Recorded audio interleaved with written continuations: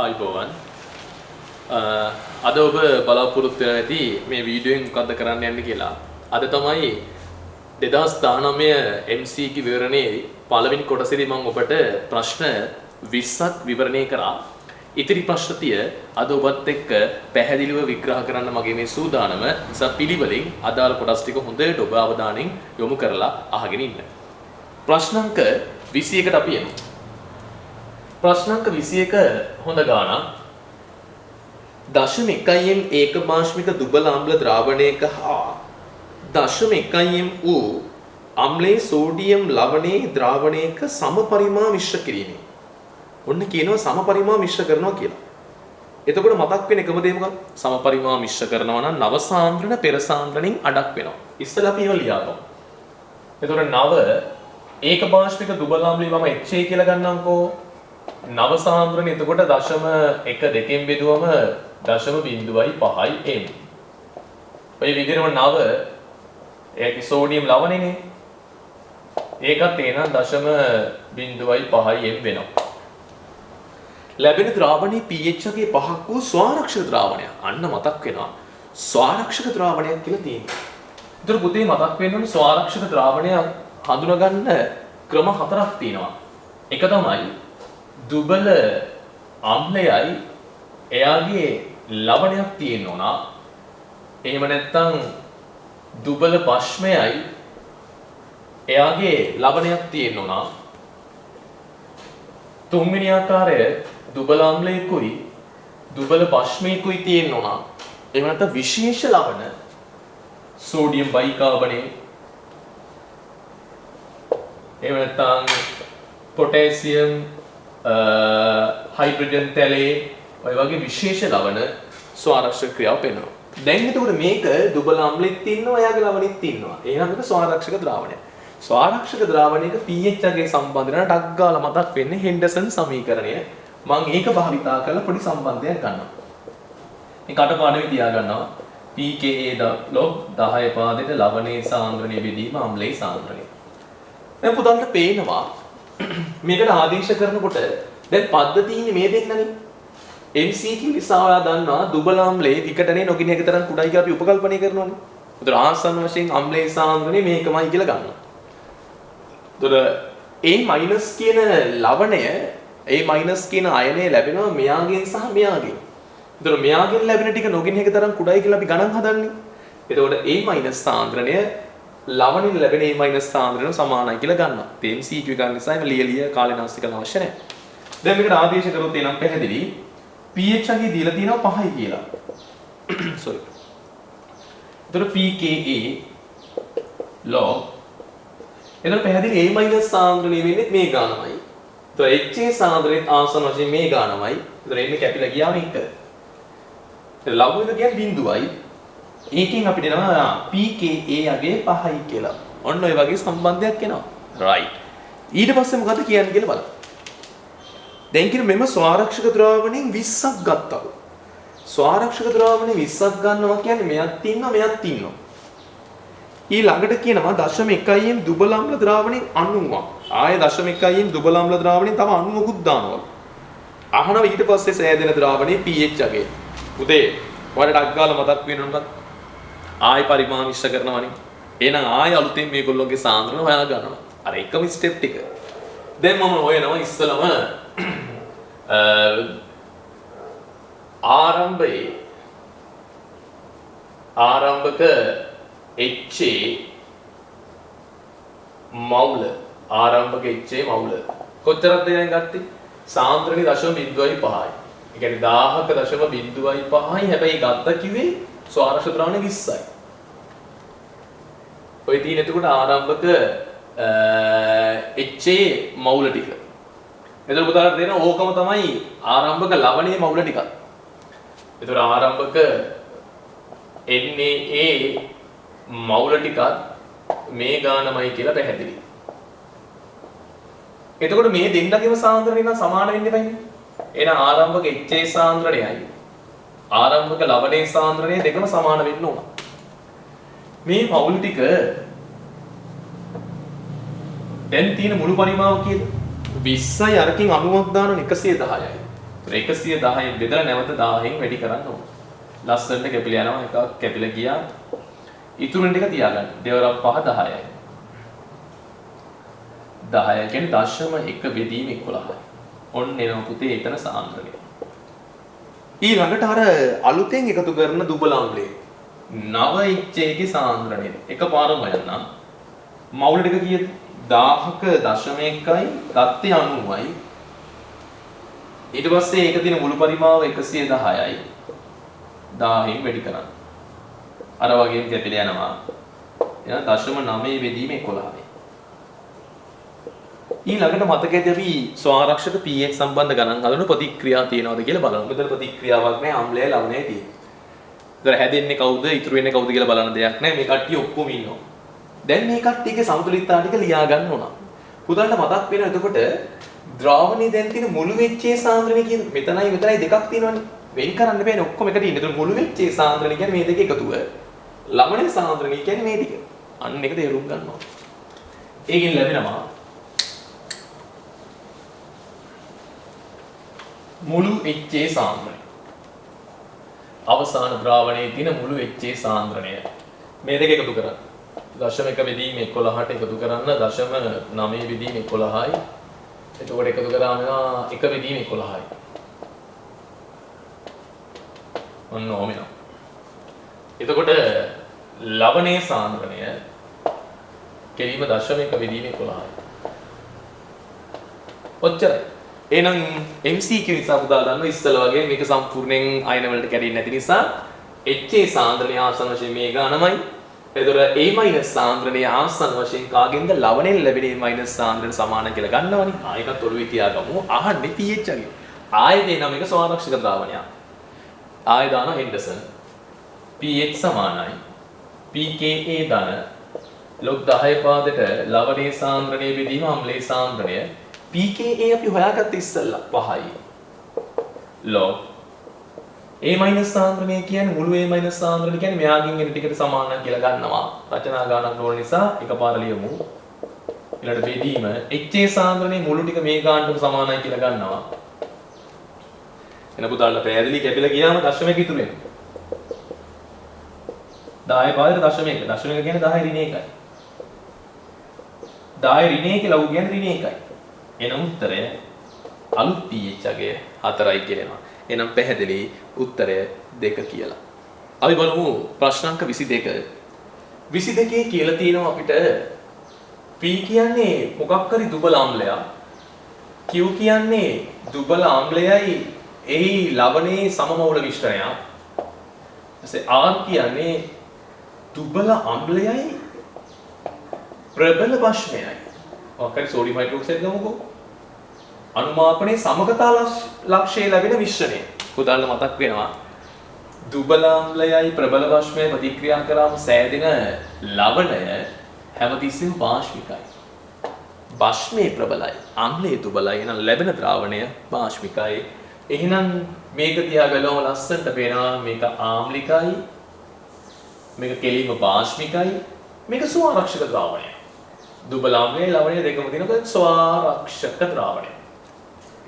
මොකක්ද කියලා තියෙන්නේ? නියත උෂ්ණත්වයේදී එකම ප්‍රමාණයෙන් තනුක කරාලු. පුතේ තනුක කරනකොට හැම ළමෙක්ටම තේරෙන එකම දේ තමයි සාන්ද්‍රණය අඩු වෙනවා. තනුක කරන්න පුතේ රස අඩු වෙනවනේ නිකන් තේ එකක් තනුක කරන්න රස අඩු වෙනවනේ සාන්ද්‍රණය අඩු වෙනවා. ඒතොර අම්ලීය සාන්ද්‍රණය අඩු වෙනවා කියලා කියන්නේ එතන pH එකේ වැඩි වෙනවා. ඇයි? අම්ලීය සාන්ද්‍රණය අඩු වෙනවා කියන්නේ ආම්ලිකතාව අඩු වෙනවා. ඒ කියන්නේ pH එකේ වැඩි වෙනවා. එහෙනම් මෙතන pH වැඩි වෙන්න ඕන. තනුක කරා කියලා බොහෝ දුරට මේක වෙනස් වෙනවද? නෑ. ස්වාරක්ෂකයක් නිසා මේක වෙනස් වෙන්න බෑ. ඊළඟට R භස්මී සාන්ද්‍රණය අඩු වෙනවා. භස්මී සාන්ද්‍රණය අඩු වෙනවා කියලා කියන්නේ පාෂ්මිකතාව අඩු වෙනවා. ඒ කියන්නේ pH එක ඒත් අඩු වෙන්න ඕන. එහෙනම් උත්තරේ පැහැදිලි හැමෝටම. මෙතනදී මොකද වෙන්න ඕනේ? pH එක වැඩි වෙනවා. වෙනස් නොවේ අඩුවේ උත්තරය 2 කියලා පැහැදිලි. හොඳයි. අපි බලමු ප්‍රශ්නාංක 23. ක්ලෝරින්ගේ ඔක්සි ආම්ල ටිකක් දීලා තියෙනවා. එහෙනම් ගෙලින් මම මේවල හැඩ ඇඳ ගන්නම්. හයිපොක්ලෝරස් HOCl තියෙනවම ඊළඟට HClO2 ක්ලෝරින් වලට එකක් ඩබල් බොන්ඩ් එකක් තියෙනවා. එක OH කාණ්ඩයක් එනවා. එතකොට 1 2 3ක් ගියා තව 4ක් තියෙනවා. ඊළඟ HClO3 ඩබල් බොන්ඩ් එකයි OH කාණ්ඩ එකයි තව ඩබල් බොන්ඩ් එකක් දාන්න පුළුවන්. ඊළඟ HClO4 ඩබල් බොන්ඩ් එකක් දාගන්න පුළුවන්. පැහැදිලි. හැමෝටම පේනවා එතකොට මේක දිහා බැලුවම මෙතන ක්ලෝරින් ඔක්සිකරණය ගත්තොත් එimhe ඈත් වෙන ලං වෙනවා. මේක රිනයි මේක ධනයි. මෙතන ඔක්සිකරණය ගත්තොත් එimhe ඈත් වෙන ඔක්සිජන් 2යි. මෙතනින් ඈත් වෙන 1ක්. ඔක්කොම ධන 3යි. මෙතන ක්ලෝරීන්ට වඩා ඔක්සිජන් විකිරණතාවය වැඩි. ඒතර ඈත් වෙන 1යි 2යි 3යි 4යි 5යි ධන 5ක් වෙනවා. ඔය වගේ මෙතන ධන 7ක් වෙනවා. පැහැදිලි. ඒ වගේ මෙතන පුතාලට පේනවා මේකේ හැඩය කෝණීය ස්වභාවයක් ගන්නවා. මෙතන හැඩය පුතාලට පේනවා 1යි 2යි සිග්ම 2යි එකසර තියෙනවා ඒ කෝණීයයි. මෙතන හැඩය පේනවා 1යි 2යි 3යි සිග්ම 3යි එකසර එකක් තියෙනවා පිරමිඩීයයි. මෙතන පැහැදිලි චතුස්තලීයයි. දැන් බලමු මේගොල්ලෝ මොනවද අහන්නේ කියලා. මේගොල්ලෝන්ගේ හැඩ බලන්න. HClO2 වටා හැඩය පිළිවෙලින් කෝණීයයි පිරමිඩීය චතුස්තලීය. ඒක හරි. ඊළඟ 2 ක්ලෝරින් වල ඔක්සිකරණ අවස්ථාව පිළිවෙලින් 1 3 5 7. ඔව් ඒකත් හරි. ඔක්සි ආම්ල වල ප්‍රබලතාව පුතාට මතක ඇති. ඔක්සි ආම්ලයක ප්‍රබලතාව ඔක්සිකරණාංකය වැඩි වෙන්න ඔක්සි ආම්ලයක ප්‍රබලතාව වැඩි වෙනවා. ඒ කියන්නේ ඔක්සිකරණාංකය වැඩි වෙන්න ආම්ලික ලක්ෂණ වැඩි වෙනවා.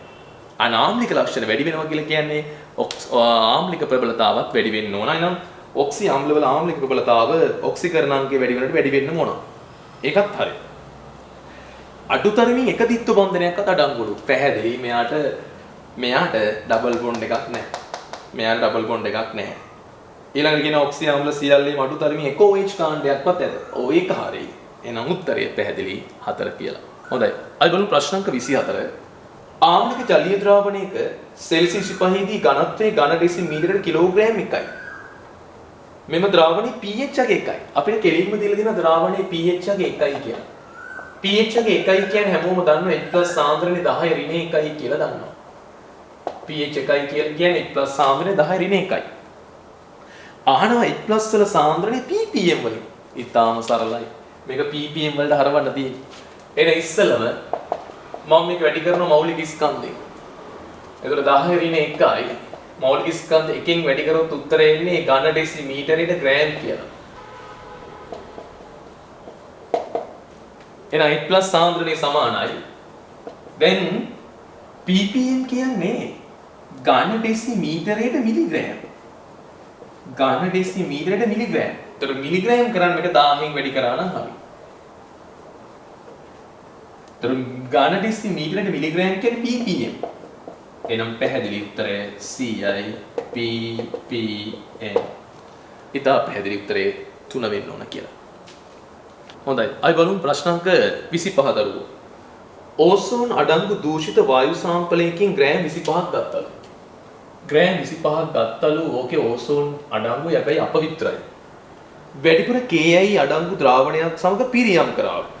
Ki කියන්නේ I- එක්ක ප්‍රතික්‍රියා කරාම පුතාලට පේනවා I- I2 බවට ඔක්සිකරණය වෙනවා. එහෙනම් I- I2 බවට ඔක්සිකරණය වෙනවා නම් බැලන්ස් කරන්න හිතන්න දෙකක් දැම්ම 2 ඉලෙක්ට්‍රෝන. ඒ වෙලාවේදී ඕසෝන් ඔක්සි හරණයකට භාජනය වෙන්න ඕන. ඒත් පුතාලට දන්න ඕසෝන් ඔක්සි හරණයකට යන O2 බවට පත් වෙනවා. ඊළඟට එක බැලන්ස් කරන්න එක ඔක්සිජන් කෙනෙක් අඩුයි මේ පැත්තට ජලය ධන 2යි H+ ධන 2යි ඉලෙක්ට්‍රෝන. ඔබ සුළු කරාම පුතාලට පේනවා 2යි I- ධන ඕසෝන් ධන 2යි H+ ඔන්න ඔය විදියට තුලිත සමීකරණය ලැබෙනවා. ඔබට අත්ගාලා කරන්න ඕනේ ඉතින්. ඒ තරම් ප්‍රැක්ටිස් එකක් ඔබ හදා ගන්නවා. දැන් ඕකෙන් කියනවා මෙහෙම.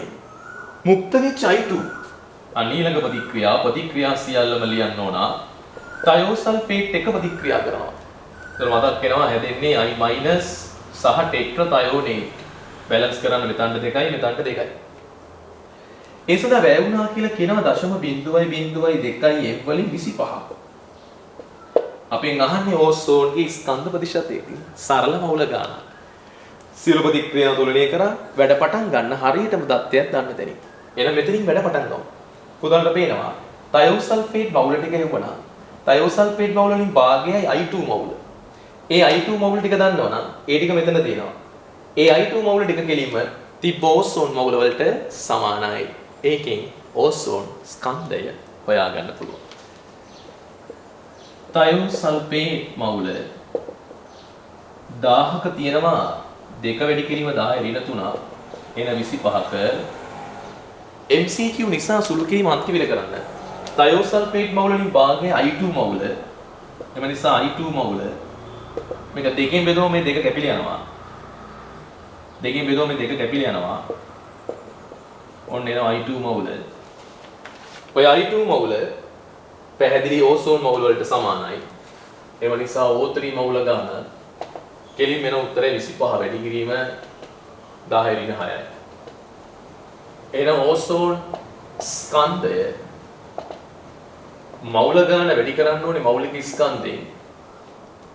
ඕසෝන් නිසා 48න් වැඩි කරන්න ඕන.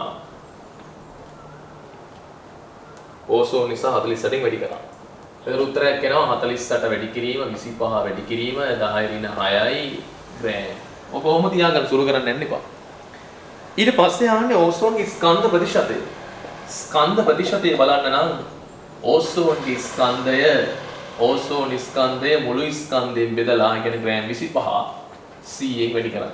ලස්සනට කැපිලා ගියා උත්තරය 48 වැඩි කිරීම 10 ඍණ 4යි 4.8 වැඩි කිරීම 10 ඍණ 3යි. පැහැදිලි ඊටව සරලයි. උත්තර 1. බලමු ප්‍රශ්නාංක 26. සෝඩියම් ක්ලෝරයිඩ් උත්පාදනයට අදාළ බෝන් නීප චක්‍රයේ අඩංගු නොවන්නේ. අන්න බෝන් නීප චක්‍රය මතක් කරගන්න. බෝන් නීප චක්‍රය ගහනකොට ඉස්සෙල්ලම කරන්නේ සම්මත උත්පාදන එන්තැල්පියට අදාළ සමීකරණ ලියා ගන්නවා. මතක ඇති සම්මත තත්ත්වය යටතේ පවතින සංඝටක මූලද්‍රව්‍ය මගින් සංයෝග මවුලය. අර්ථ දැක්වීමට අනුව උත්පාදන එන්තැල්පිය ලියා ගත්තා. බෝන් නීප චක්‍රය ගහනකොට දැන් අපිට තියෙන්නේ මේවා ඊතල වලින් සම්බන්ධ කරන්න. ඒතර සෝඩියම් ක්ලෝරයිඩ් අපි සෙට් කරන්නේ දැලිස් එන්තැල්පිය ගාවගෙන. ඒතර පුතාලා දන්නවා දැලිස් එන්තැල්පිය අර්ථ දක්වන්නේ වායු අවස්ථාවේ ඇති විරුද්ධාරෝපිත අයන. ඒතකොට මේක ලියන්න ඕනේ සෝඩියම් ප්ලස් ගෑස් Cl මයිනස් ග්ලාස්. ඔයගේ ගෑස් අයන එකතු වෙලා තමයි මේකේ මවුලයක් හැදෙන්නේ. ඒතර පේනවා මේක ගෑස් කියන අවස්ථාවට සම්බන්ධ කරන මෙතන තියෙන සොලිඩ්. එහෙනම් පැහැදිලි ඉස්සලම ඌර්ධෝපාතනය කරලා සොලිඩ් කරා. ඊළඟට ඒකේ ප්‍රථම අයනීකරණය සම්බන්ධ කරා. ඊළඟ මොනව කරන්නත් කලින් මේ බන්ධනය කඩන්න ඕනේ. කැඩෝම Cl වායු පරමාණු බවට පත් වෙන බන්ධන විකටන එන්තැල්පිය. ඒක ඉලෙක්ට්‍රෝනයක් ලබා ගත්තම ඉලෙක්ට්‍රෝන බන්ධුතාව. ඔන්න ඔහොම තමයි අපි සරලව බෝන් නීප චක්‍රයක් අඳින්නේ. එහෙනම් මේකෙන් පැහැදිලි බෝන් නීප චක්‍රයට අන්තර්ගත නොවන්නේ කෙලින්ම පේනවා පළවෙනි උත්තරේ සම්පූර්ණයෙන් වැරදි කියලා. භෞතික தত্ত্ব වෙනස්. එහෙනම් අව අඩංගු නොවන උත්තරය 1 කියලා ඔබට පැහැදිලි. ඒ ප්‍රශ්නාංක 26. අපි බලමු ප්‍රශ්නාංක 27 කොහොමද කියලා. ප්‍රශ්නාංක 27 කියලා තියෙන්නේ මේ ප්‍රතික්‍රියාව මූලික ප්‍රතික්‍රියාව. හැබැයි සම්පූර්ණ සක්‍රීය ශක්තිය EA. ඊට පස්සේ කියන M ලෝහය මගින් මේ ප්‍රතික්‍රියාව උත්ප්‍රේරණය වෙනවා. දැන් M කියන එක දැම්මට පස්සේ මේක උත්ප්‍රේරණය වෙනවා. ඒ කියන්නේ උත්ප්‍රේරකයක් ලෙස ක්‍රියා කරනවා M. එතකොට මේ සක්‍රීය ශක්තිය තියෙන්නේ මෙහෙම. දැන් මේක මූලික ප්‍රතික්‍රියාවක් නම් එක පාට කොහොමද වෙන්න ඕනේ? මූලික ප්‍රතික්‍රියාවක් වන ප්‍රතික්‍රියක පාට බලවලපත් වෙන්න ඕනේ. එතකොට හරිනම් මේගොල්ලෝ කියන විදිහට පැහැදිලි පළවල ශක්තිය වැඩිනේ. එහෙනම් මේක A, මේක B, C මේ වගේ තැනක තියෙනවා. C තියෙන්නේ මේ වගේ තැන. එහෙනම් හරිනම් මේක මේ වගේ එකක් වෙන්න ගන්නේ. ඒතර මෙතන තමයි සක්‍රීය ශක්තිය කියන්නේ. සාමාන්‍ය ප්‍රතික්‍රියාවේ සක්‍රීය ශක්තිය කියන්නේ මේ උස. හැබැයි උත්ප්‍රේරකයේ දැම්මම මේ සක්‍රීය ශක්ති බාධා අඩු වෙනවනේ. ඒ බාධාව අඩු කරගන්න පුළුවන් විදි කීපයක් තියෙනවා. එක්ක පියවර ගණනාව වැඩි කරලා අඩු වෙච්ච පියවර ගානක් ඔස්සේ ප්‍රතික්‍රියාව ගෙනියලා. ඒගොල්ලෝ දීලා තියෙනවා මෙහෙමයි ගියේ කියලා.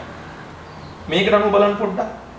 ඒගොල්ලෝ කියන මේක මෙන්න මෙහෙම ගියා කියලා. මෙහෙම ගිහලා ආයෙ ඔහොම ඇවිල්ලා ඔන්න ඔය විදිහේ රූප සටහනක් දීලා තියෙනවා. ඒතර පියවර කීපකින් ගිහිලා තියෙනවා. ඒතකොට හොඳට මතක තියාගන්න ඕන කාරණාව තමයි මෙලෙස පියවර කීපයකින් ප්‍රතික්‍රියාවක් යනකොට මේ ප්‍රතික්‍රියාවේ හරිනම් සමස්ත ශක්තිය කියන්නේ මේකනේ. මේ EA නේ. ඒතර මේ EA කියන එක ආසන්න වශයෙන් සමාන වෙනවා. මතක තියාගන්න. එතකොට ප්‍රතික්‍රියාව පියවර කීපකින් යනකොට මේ EA කියන එක ආසන්න වශයෙන්, ඒ කියන්නේ මේ මුළු සක්‍රීය ශක්තිය, තිබිය යුතු මුළු සක්‍රීය ශක්තිය ආසන්න වශයෙන් ප්‍රතික්‍රියක, හොඳට මතක තියාගන්න, ප්‍රතික්‍රියක මේ පියවර කීපේ වැඩිම බාධාවක් තියෙනවනේ. අන්නේ වැඩිම බාධාවක් තියෙන අවස්ථාවේ උපරිම තැනට. පියවර කීපයක් තියෙනකොට වැඩිම බාධාවක් තියෙන එකේ උපරිම තැනට. එහෙනම් ආසන්න වශයෙන් සමාන වෙන ප්‍රතික්‍රියක වැඩිම සක්‍රීය ශක්ති බාධාවක් තියෙන පියවරේ ඉහළම ලක්ෂයට තියෙන උස. එහෙනම් හරිනම් මෙන්න මේ උස තමයි එතකොට ආසන්න වශයෙන් සමාන විය යුත්තේ. පැහැදිලිද? අපි එහෙම තමයි මේ වගේ ගානක මුළු සක්‍රීය ශක්තිය සම්බන්ධ කරගන්නේ. ඒතර මේ දීලා තියෙන කාරණාවලට අනුව පැහැදිලි අපිට ගන්න පුළුවන් එකම උත්තරයකට තියෙන්නේ මේ ලොකු සක්‍රීය ශක්තිය මෙන්න මේ උසයි දෙකේ එකතුවට ආසන්න වශයෙන් ඩෙල්ටා H1 ධන E2 කියලා තමයි ආසන්න වශයෙන් එන්න ඕනේ. හැබැයි ඒකටත් වඩා මේකේ ශක්තිය වැඩි විය යුතුයි. මොකද පියවර කීපයක්නේ. ඒ නිසා අපිට මේ වෙලාවේ ගන්න පුළුවන් හොඳම උත්තරය 5 කියලා පැහැදිලි. හොඳයි. අපි බලමු ප්‍රශ්න අංක 28. දුබල අම්ලයක් සඳහා ඒගොල්ලෝ අර්ථ දක්වලා තිනවා F කියන්නේ අම්ලයේ විඝටනයේ වෙච්ච ප්‍රමාණය විඝටන වූ ප්‍රමාණය බෙදීම විඝටනය නොවූ ප්‍රමාණය කියලා. අපි ඉස්සෙල්ලම දන්න දේ පොඩ්ඩක් ලියමු. දුබල අම්ලයක් කොයි විදිහට ආංශික අයනීකරණය වුණොත් ගත්ත සාන්ද්‍රණය A කියලා ගත්තොත් කැඩෙන්නේ X කියලා ගත්තොත් ඔන්න ඔය විදිහට මට ලියා ගන්න පුළුවන්. එතනින් මට KA සම්බන්ධය ලියා ගන්න පුළුවන් 8+ සාන්ද්‍රණය වැඩි කිරීම A- සාන්ද්‍රණය බෙදීම HA සාන්ද්‍රණය. එතකොට අපි දන්නවා A රින් X කියන එක X ඉතා කුඩා නිසා ආසන්න වශයෙන් Aටම සමානයි. එතනින් මට එනවා සම්බන්ධයක් ඔන්න ඔය විදිහට. එනිසා හරස් ගුණ කරාම වෙනවා A කියන්නේ X වර්ගයේ බෙදීම KA අංක 1. ඒගොල්ලෝ දීලා තියෙන එකට අනුව F කියන්නේ කවුද? විඝටනයේ වෙච්ච ප්‍රමාණය. ඒ කියන්නේ X. බෙදීම විඝටනයේ නොවු ප්‍රමාණය. ඒ කියන්නේ A රින් X. මෙතනත් මම ගන්නවා ආසන්න වශයෙන් A රින් X කවුරු කියලාද A කියලා. දැන් මට උත්තරේට pH සම්බන්ධ කරගන්න නම් X අකුර තියාගන්න ඕන. ඒ සමන් මේ A අකුර අයින්ට කරන්න ඕන. A අකුර වෙනුවට මම ආදේශයක් ගන්නවා. එකෙන් A කියන්නේ X වර්ග බෙදීම KA නේ. එහෙනම් මෙතන හරස් ගුණ කරාම A කියන්නේ කවුද? X බෙදීම F. A අකුර වෙනුවට දාන X බෙදීම F කියලා. දැන් මම ඕක පොඩ්ඩක් සුළු කරනවා. එක X එකක් එපිලා යනවා. හරස් ගුණ කරාම එනවා KA සමානයි F වරක් X. දැන් මට අවශ්‍ය කරන ලඝු ගන්න. log KA log F වැඩි කිරීමක්. ඒ කියන්නේ log එකතුවක්. දැන් pH සම්බන්ධ කරගන්න නම් මට ඕන කරා ඍණ ලඝු 10 පාදක. එහෙනම් මම මේක ඍණෙන් වැඩි කරනවා ඊට පස්සේ. ඍණෙන් වැඩි කරාම මට සම්බන්ධ කරගන්න පුළුවන් ඍණ ලඝු KA ඍණ ලඝු F ධන වැඩි කිරීමේදී ඍණයිනේ. මම ඒක ඍණ කරන්නේ නැතුව කොහොම ඍණ ලකුණ දාලාම තියෙනවා. එතකොට මේ ඍණ log KA ඍණ log F ඍණ ලඝු 10 පාදක H+ කියන්නේ pH. ඔන්න එනම් pH ගත්ත ඔය පැත්ත. ඒකේ මං pH අරන් තියෙන x අක්ෂයට y අක්ෂයට අරන් තියෙන log F මම මේක මේ පැත්තට ගේනවා. log F සමානයි pH. මේක හැවතර ගියාම දාන log KA. ඒක නිකන් ආසන්න වශයෙන් මේක එන්න ඕන. මේක y අක්ෂයට ගත්තොත් මේක x අක්ෂයට ගත්තොත් සාමාන්‍යයෙන් එන්න ඕනේ. එතකොට ධන අනුක්‍රමණයක්. මෙතන ධනාගයක් තියෙන්නේ. ධන අනුක්‍රමණයක්. සරල රීති ප්‍රස්තාරයක් ලැබෙනකොට ධන අනුක්‍රමණයක් තියෙනවා. ඒතර අන්තක්කණ්ඩයේ පැත්තෙන් ගත්තොත් එහෙම මෙතන ලඝු වල සුළු කරන්න ගියා මේ උත්තරේ ධන ඍණ වෙන්න පුළුවන්. දීලා තියෙන සාන්ද්‍රණය අනුව. එතකොට මේ යකේ වෙනස් වෙන්න පුළුවන්. ලකුණ වෙනස් වෙන්න පුළුවන්. ඒ නිසා මෙතන තියෙන සාමාන්‍ය විදිහට ගත්තොත් ධන අනුක්‍රමණයක් තියෙන ප්‍රස්තාරයක් ලැබෙන්න ඕන. ධන අනුක්‍රමණ තියෙන ප්‍රස්තාරයකට තියෙන උත්තරේ 5. ඒ නිසා උත්තරේ 5 ලෙසම ගන්න. බලමු ප්‍රශ්න අංක 29. බහු අවේවික පිළිබඳව පහත සඳහන් ප්‍රකාශ වලින් කුමක් නිවැරදි වන්නේද කියලා අහනවා. නයිලෝන් ආකලන බහු අවයවිකයක්. නයිලෝන් සාමාන්‍ය අපි හදාගන්නේ ද්වි කාබොක්සිලික් අම්ල සමග ඩයිඇමීන. සාමාන්‍යයෙන් නයිලෝන් හදාගන්නේ ද්වි කාබොක්සිලික් අම්ල සමග මේ වගේ ද්වි කාබොක්සිලික් අම්ලත් එක්ක ඩයිඇමීන. සාමාන්‍යයෙන් මේ වගේ ඩයිඇමීන NH2 නේ. මේ වගේ ඩයිඇමීන ප්‍රතික්‍රියා කරවලා. ඒකි මේව සම්බන්ධ කරනකොට මෙන්න මේ OH කාණ්ඩේ මේ H එක ගැලවිලා ගිහිල්ලා ජල අණුවක් ඉවත් වෙලා තමයි ඒ බහු අවයවිකේ නිර්මාණය වෙන්නේ. ඒතර ඒ වගේ කෙනා අපි කියන්නේ සංගණන බහු අවයවිකය. ආකලන කියන එක වැරදි. ඊළඟ දෙක ටෙෆ්ලෝන්. ටෙෆ්ලෝන් අපි හදාගත්තේ මෙන්න මේ වගේ ඒක අවයව n ප්‍රමාණයක් එකතු කරලා මේ ඩබල් බොන්ඩ් එක සමවිකණ්ඩනය වෙලා අන්න ඒ වගේ අණු රාශියක් එකට එකතු වුණාම අපිට ලැබෙනවා ඩබල් බොන්ඩ් එක සමවිකණ්ඩනය වෙලා මෙන්න මේ විදියට ආකලනය වෙච්ච බහු අවයවිකයක් ලැබෙනවා. සාමාන්‍ය ටෙෆ්ලෝන් කියන්නේ තාප ස්ථායි. තරමක් තාප ස්ථායි ටෙෆ්ලෝන්. ඊළඟට ටෙෆ්ලෝන් සංගණන බහු අවයවිකයක් කියන එක වැරදි වෙනවා. බේක්ලයිට් රේඛීය බහු අවයවිකයකි. ඒකත් වැරදි. පුතන්න මතක ඇති බේක්ලයිට් කියලා කියන්නේ ෆීනෝල් ෆෝමේල රෙසිනේ. ඒක අපි ඇන්දේ කොහොමද? එකක් කර එකක් ෆීනෝල් මෙහෙම එකක් කර එකක් ෆීනෝල් ඔළුවෙන් හිටවලා අඳිනවා. සරලම ක්‍රම ඒකයි. එකක් කර එකක් ෆීනෝල් ඔළුවෙන් හිටවන්න. ඔය විදිහට එකක් කර එකක් ඔළුවෙන් හිටවනවා. එතනට OH දැම්මොත් ඊළඟට මේ මැද ඒවට දාන්නේ CH2 කෑලි. මේවට දාන්නේ ඔක්කොම CH2 කෑලි. CH2 කෑලි. දී ඔය ඉව සම්බන්ධ කරනවා. මෙතන සිද්ධ වෙන්නේ සංගණන බහු අවයවිකය. ජල අණු අයින්ට වීමෙන් තමයි මේක හැදෙන්නේ. ඒතර මේක ඕතෝ පැරා නිසා ඕතෝ ස්ථාන වලටයි පැරා ස්ථාන වලටයි සෙට් කරන්න ඕන. මේක ඕතෝ ස්ථාන, මේක පැරා ස්ථාන වලට. මේක ඕතෝ ආයි මේක ඕතෝ මේක පැරා. ඔන්න ඔය විදිහට තමයි ෆීනෝල් ෆෝමේල රෙසින එක සංගණන බහු අවයවිකයක්. මේක ත්‍රිමාණයේ වැඩෙන්නේ දිග පළල උස හැමතැනින්ම යනවා. මේක තාප ස්ථාපන බහු අවයවිකයක්. ප්‍රධාන තාප ස්ථාපන තුනක් ඉන්නවා. ෆීනෝල් ෆෝමේල රෙසිනය, යූරියා ෆෝමේල් ඩියට් රෙසිනය, වල්කනයිස් කළ රබර්. ඔය තුන තමයි තාප ස්ථාපන බහු අවයවික. 4. ස්වභාවික රබර් වල පුනරාවර්ත ඒකකයේ කාබන් පරමාණු 4ක් ඇත. ස්වභාවික රබර් හැදෙන්නේ අයිසෝප්‍රීන් කියන දැනුම් ඒකකය මේ තියෙන්නේ අයිසෝප්‍රීන්. අයිසෝප්‍රීන් කියන දැනුම් ඒකක ගොඩක් එකතු වෙලා ආකලන බහු අවයවිකයක් තමයි ස්වභාවික රබර් කියන්නේ. එතකොට මොකද වෙන්නේ? මේ ඩබල් බොන්ඩ් එක සමවිකණ්ඩනය වෙලා අන්තිමට මැද එක ඩබල් බොන්ඩ් එකක් හැදෙනවා. මැද එක ඩබල් බොන්ඩ් එකක් හැදෙනවා. එතකොට මේ මැද ඩබල් බොන්ඩ් එකේ මේ කාබන්ට මේ කෑල්ලයි සෙට් වෙනවා. එකක් CH3 අනිත් එක CH2 මේ ඩබල් බොන්ඩ් එක කැඩෙනවනේ. ඒතර වියුක්මයක් එනවා. ඔන්න ඔය විදියට. ඒතර මේ කාබන්ට එකක් H එකක් CH2 ඉරන්. මෙන්න මේ විදිහට අඳින සිස් ආකාරය අයිසෝප්‍රීන් පොලි අයිසෝප්‍රීන් වල සිස් ආකාරය තමයි ස්වභාවික රබර් කියන්නේ. ඒක ආකලන බහු අවයවිකයක්. පුනරාවර්ත ඒකකයේ කාබන් පරමාණු 4ක් ඇත. වැරදි කාබන් පරමාණු ගාන වෙනස් වෙන්නේ නැහැ. පහම තියෙනවා. අවසාන එක නිවැරදි වන්නේ මොකක්ද කියලා අහන්නේ. ඒකාවයව සම්බන්ධ වී සංගණන බහු අවයවික සෑදීමේදී කුඩා සහසංයෝජන අණු ඉවත් වේ. ඔව් ඒක හරි. සංගණනයක් කරනකොට එක්ක ජල අණුවක්, එක්ක ඇමෝනියා, එක්ක HCl වගේ කුඩා සරල අණු ඉවත් වෙනවා කියලා පැහැදිලි. එහෙනම් නිවැරදි එක 5. හොඳයි. අය බලමු ප්‍රශ්න අංක 30.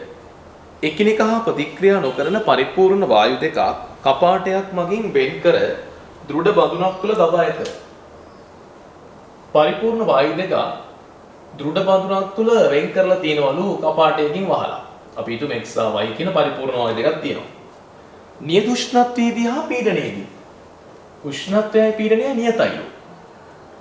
කපාටය විවෘත කරනවා.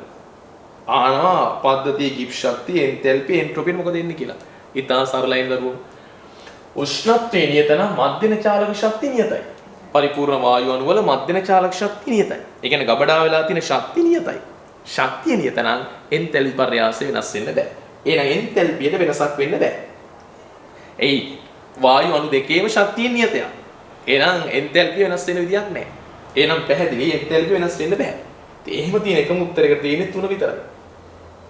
ඒ වගේ මොකද වෙන්නේ? මේ දෙක මිශ්‍ර කරාම අණු වල අහඹුතාව වැඩි වෙනවා. වායු අණු වල අහඹුතාව වැඩි වෙනවා. ඒ කියන්නේ ඩෙල්ටා S වැඩි වෙන්න ඕන.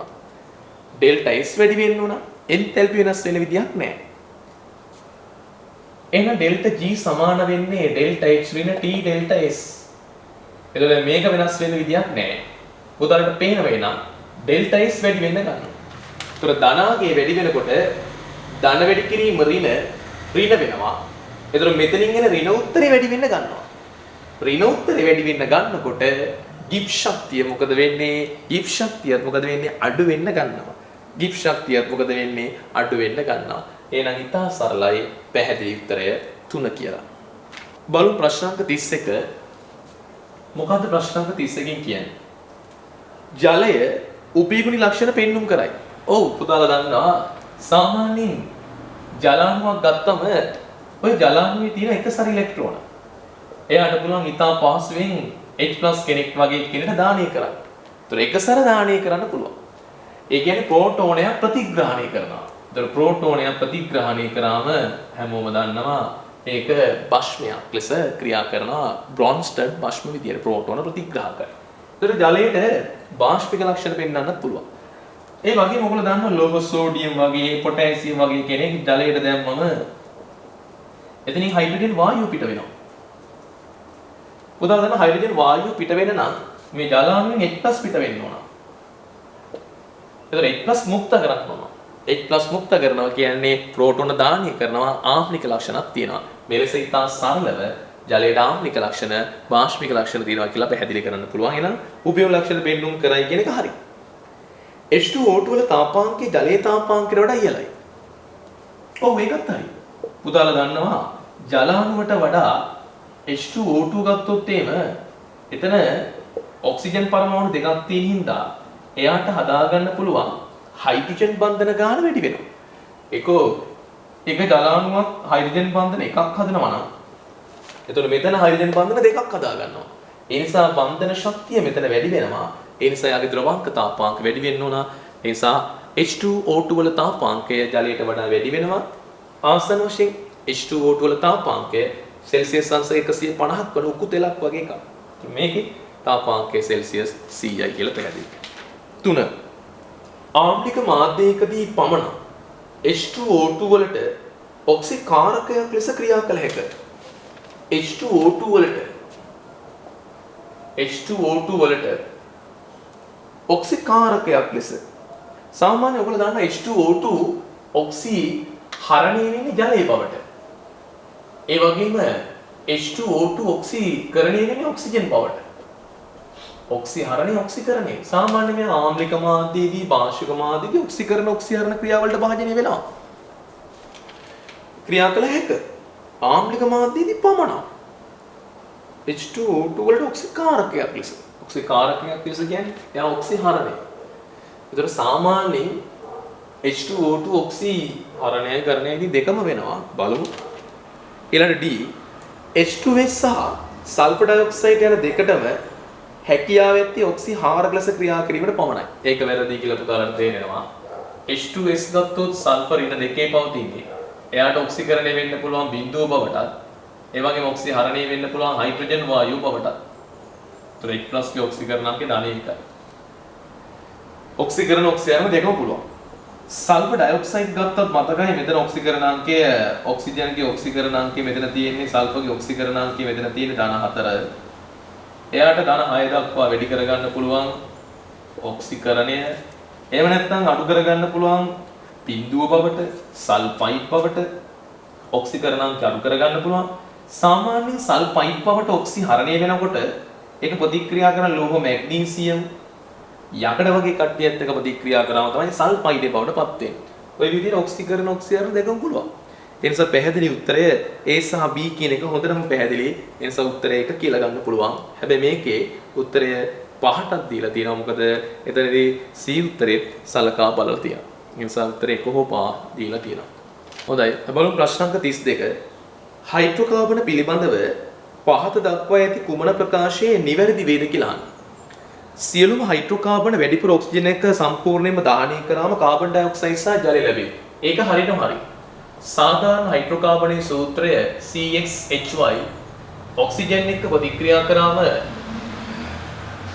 කාබන් ඩයොක්සයිඩ් සහ ජලය බවට පත් වෙනවා.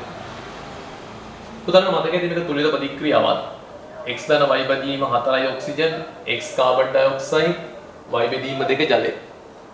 සම්පූර්ණයෙන්ම කාබන් ඩයොක්සයිඩ් සහ ජලය ලබා දේ. ඒක හරි.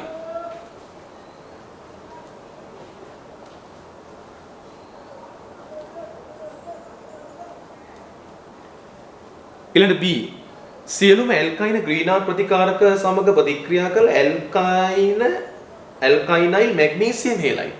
උදාහරණ දන්නවා හැම ඇල්කයින එකටම බෑ. ආම්ලික හයිඩ්‍රජන් තියෙන ඇල්කයින වලට පුළුවන් ග්‍රීන්හාවුස් ප්‍රතිකාරකෙත් එක්ක ප්‍රතික්‍රියා කරන්න RMGX. එහෙම ග්‍රීන්හාවුස් ප්‍රතිකාරකෙත් එක්ක ප්‍රතික්‍රියා කරාම මෙයා මෙයත් එක්ක ගැලවිලා යනවා. එහෙම වුණොත් විතරක් අන්න ඇල්කයිනයිල් මැග්නීසියම් හේලයිඩ් ලබා දෙන්න පුළුවන් ආම්ලික හයිඩ්‍රජන් තිබ්බොත් විතරක්. ඒතර හැම ඇල්කයින එකටම ආම්ලික හයිඩ්‍රජන් ගුණ නැහැ. ත්‍රිත්ව බන්ධනයට සම්බන්ධ වෙච්ච හයිඩ්‍රජන් පරමාණු ත්‍රිත්ව බන්ධනයටම සම්බන්ධ වෙච්ච හයිඩ්‍රජන් පරමාණුවක් මේකට නැහැ. ඒ කියන්නේ මේකට ආම්ලික ලක්ෂණ නැහැ. ආම්ලික හයිඩ්‍රජන් ගුණ නැහැ. එනිසා ඒක වැරදි. අතු බෙදුණු ඇල්කේනයක තාපාංකය එම සාපේක්ෂක ස්කන්ධයේ මැති අතු නොබෙදුණු ඇල්කේනයක තාපාංකයට වඩා වැඩිලු. අතු බෙදිච්ච එක තාපාංකය වැඩිලු. වැරදිනේ. උදාහරණ මතකයේදී C4H10 කියන එකට මට අඳින්න පුළුවන් ව්‍යුහයක් තමයි මේ. එහෙම නැත්නම් C4H10 මට අඳින්න පුළුවන් අතු බෙදෙන විදියටත් මේ විදියට. 3 9 10 1 2 3 4. දැන් බුදාලට මේක පැහැදිලිව තේරෙන්න ඕන. මෙතන ගත්තොත් එහෙම පෘෂ්ඨීය ශේෂ්ඨඵලය රේඛීය ගතිය වැඩි වෙනකොට තමයි පෘෂ්ඨීය ශේෂ්ඨඵලය වැඩි වෙන්නේ. පෘෂ්ඨීය ශේෂ්ඨඵලය කියලා අදහස් කරන්නේ මේ ඇතිල්ලීම. අණු අතර සිද්ධ වෙන ඇතිල්ලීම. ඒතොර රේඛීය ගතිය වැඩි වෙනකොට තමයි අර වැන් ඩර් වාල්ස් බලවල විශාලත්වය වැඩි වෙන්න ගන්න.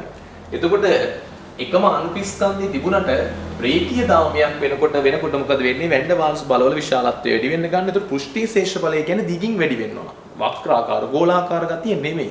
ඒ නිසා මේ කියන ප්‍රකාශය වැරදියි. කිසිදු හයිඩ්‍රෝකාබනයක් ජලීය සෝඩියම් හයිඩ්‍රොක්සයිඩ් සමග ප්‍රතික්‍රියා නොකරයි. පැහැදිලි. සෝඩියම් හයිඩ්‍රොක්සයිඩ් කියන්නේ භස්ම. භස්මයක ප්‍රතික්‍රියා කරන හයිඩ්‍රෝකාබන අම්ල වෙනවා. හයිඩ්‍රෝකාබනයක් ආම්ලික නැහැ. ඒ නිසා භස්මත් එක්ක ප්‍රතික්‍රියා කරන්නේ නැහැ. ඒ නිසා උත්තරය A සහ D පිළිතුර 4. ප්‍රශ්න අංක 33 බලමු. තාප අවශෝෂක ප්‍රතික්‍රියාව. මේ ප්‍රතික්‍රියාව තාප අවශෝෂකයි. ඒ කියන්නේ ඩෙල්ටා H ගන්නයි. කියලා හිතමු අපි. තාප අවශෝෂක ප්‍රතික්‍රියාවක් නියත උෂ්ණත්වයේදී හා පීඩනයේදී ස්වයං සිද්ධව සිදු වෙනවලු. නියත උෂ්ණත්වයේදී හා පීඩනයේදී ස්වයං සිද්ධව සිදු වෙනවා නම් අහනවා මොකද වෙන්න පුළුවන් කියලා. එතකොට ස්වයං සිද්ධව සිදු වෙනවා කියලා කියන එකකින් අදහස් වෙනවා ස්වයං සිද්ධව සිදු වේ කියන එකකින් අදහස් වෙන්නේ ලැබෙන ඵල සාන්ද්‍රණය වැඩි වෙනවා. පැහැදිලිනේ? ඵල බවට පත්වීමේ නැඹුරුතාව වැඩි වෙනවා කියලා තියෙන්නේ. ඵල බවට පත්වීමේ නැඹුරුතාව වැඩි වෙනවා කියලා කියන්නේ ඵලවල ශක්තිය වැඩි වෙන්න ගන්නවා. ඒකෙන් පැහැදිලි ඒතර ප්‍රතික්‍රියාවේ එන්තැලි පරයාසයන වැඩි වෙනවා. ඒතර ඵලවල ශක්තිය වැඩි වෙනින්ද ඩෙල්ටා H වලගේ වැඩි වෙන්න ඕන. ඊළඟට අපි බලමු ඩෙල්ටා G කියන්නේ ඩෙල්ටා H ඍණ T ඩෙල්ටා S නේ. ඕකට අනුව පුදාලට පැහැදිලි මේ ඩෙල්ටා H කියන්නේ ධනාගය. ඍණ උෂ්ණත්වය නියතයි. එන මේක ස්වයං සිද්ධ වෙන්න නම් පුදාලට තේරෙන්න ඕන ස්වයං සිද්ධ වෙනවා කියන්නේ මේක ඍණාගයකට එන්න ඕන. මේක ඍණාගයකට එන්න නම් අනිවාර්යෙන් පුදාලට පේනවා මෙතන ධන වුණොත් ධන වැඩි කිරීම ඍණ වෙනවා. මෙතන ඍණ වුණොත් ස්වයං සිද්ධ වෙන්න බෑ. ඒතර ඍණයි ධන වෙනවනේ. ඒතර අවසාන උත්තරේ ධන වෙනවා. එහෙනම් පැහැදිලි ඩෙල්ටා S ලැබෙන්නේ ධනාගයක්. ඒ කියන්නේ එන්ට්‍රොපියත් වැඩි වෙන්න ඕන. අහම්තාව වැඩි වෙන්නත් ඕන. එහෙනම් පැහැදිලි වෙන්න පුළුවන් දේ 1. එන්තැල්පි අඩු වෙයි. ඒක වැරදි. එන්තැල්පි වැඩි වෙනවා. එන්ට්‍රොපිය වැඩි වෙයි. ඒක හරි. ඩෙල්ටා S වැඩි වෙනවා. එන්තැල්පි වැඩි වෙයි. ඒකත් හරි. ඒ නිසා උත්තරය B හා C පැහැදිලි උත්තරය 2 කියලා. අපි බලමු ප්‍රශ්න අංක 34.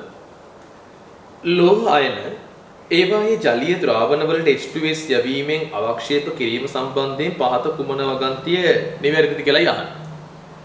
H2S වායුවේ පීඩනය අඩු කරන විට සල්ෆයිඩ් අයන සාන්ද්‍රණය වැඩි වේ. පුතාට මතක ඇති සාමාන්‍යයෙන් වායුවක් ජලයේ දිය කිරීම වායුව ජලයේ දියවීම තාප දායක වෙන්න ප්‍රත්‍යවර්තයි. ඒ වගේම සාමාන්‍යයෙන් වායුව ජලයේ දිය කරන නම් පීඩනය වැඩි කරලා උෂ්ණත්වය අඩු කරන්න ඕන. ඔන්න ඒ කාරණා දෙක ඉස්සෙල්ලා ඔළුවේ තියාගන්න. H2S වායුව ජලයේ දිය වුණොත් එයා ආංශිකව අයනීකරණය වෙනවා H+ HS- HS- ආංශිකව අයනීකරණය වෙනවා H+ සහ සල්ෆයිඩ් බවට. ඔන්න ඔය විදිහට එනවා. දැන් අපෙන් අහන පළවෙනි කොටස H2S වල පීඩනය අඩු කරන විට සල්ෆයිඩ් සාන්ද්‍රණය වැඩි වේ. වැරදි. පීඩනය වැඩි කරොත් නේ ජලයේ දිය වෙන්නේ. ජලයේ දිය වුණොත් තමයි සල්ෆයිඩ් සාන්ද්‍රණය වැඩි වෙන්නේ. ඒ නිසා පළවෙනි ප්‍රකාශය වැරදි. උෂ්ණත්වය වැඩි කරන විට සල්ෆයිඩ් සාන්ද්‍රණය අඩු වේ. උෂ්ණත්වය වැඩි වෙනකොට මේ සමතුලිතතාව තාප අවශෝෂක දිශාවට යනවා. ඒතකොට ජලයේ දිය වෙලා තියෙන H2S වායු විදිහට ඉවත් වෙන්න ගන්නවා. ඒතකොට ජලයේ තියෙන සල්ෆයිඩ් සාන්ද්‍රණය අඩු වෙනවා. ඒක හරි. සෝඩියම් සල්ෆයිඩ් එකතු කරාම H2S වල විඝටනය අඩු කරනවලු. පුතන්ට තේරෙනවා සෝඩියම් සල්ෆයිඩ් ජලයේ හොඳින් දිය වෙන ලවණයක් සෝඩියම් ලවණයක්. ඒ වුණාම පැහැදිලි හොඳින් දිය වුණාට පස්සේ මාධ්‍යයේ තියෙන සල්ෆයිඩ් සාන්ද්‍රණය වැඩි වෙන්න ගන්නවා. ඒතකොට ලේඛ්‍යත්ලී මූලධර්මයට අනුව සල්ෆයිඩ් අයන සාන්ද්‍රණය වැඩි වෙනකොට මේ සමතුලිතතාව පස්සට යන්න ගන්නවා. සමතුලිතතාව පස්සට යනකොට මොකද වෙන්නේ? සල්ෆයිඩ් සාන්ද්‍රණය අඩු වෙනවා. සල්ෆයිඩ් සාන්ද්‍රණය අඩු වෙනවා කියලා කියන්නේ H2S වල විඝටනයක් අඩු වෙනවා කියන එකයි. ඒක හරි. ද්‍රාවණී pH එක වැඩි කරාම සල්ෆයිඩ් සාන්ද්‍රණය අඩු කරයි කියලා කියනවා. pH එක වැඩි කරනවා කියන එකේ තේරුම මාධ්‍ය වාෂ්පික කරනවා. මාධ්‍ය වාෂ්පිකයි කියලා කියන්නේ අපි හිතමු හයිඩ්‍රොක්සයිඩ් දානවා කියලා. එතන මාධ්‍ය වාෂ්පික කරාම පුතලට පේනවා මේ හයිඩ්‍රොක්සයිඩ් අයන මෙන්න මේ H+ එක්ක ක්‍රියා කරලා ඉවත් වෙනවා ජලයේ විදිහට. ඒ වුණා මොකද වෙන්නේ? H+ සාන්ද්‍රණය අඩු වෙන්න ගන්නවා.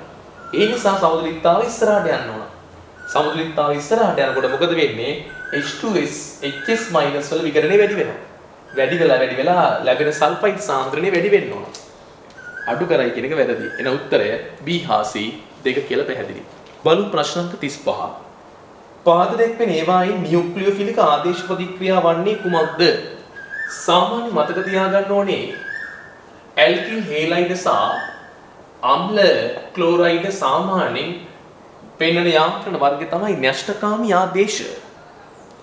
SN යාන්ත්‍රණ පෙන්වන්නේ. ඇල්ඩිහයිඩ් කීටෝන සාමාන්‍යයෙන් ඇල්ඩිහයිඩ් කීටෝන පෙන්වන්නේ න්‍යෂ්ඨකාමී ආකලන. ඒ වගේම ඇල්කීන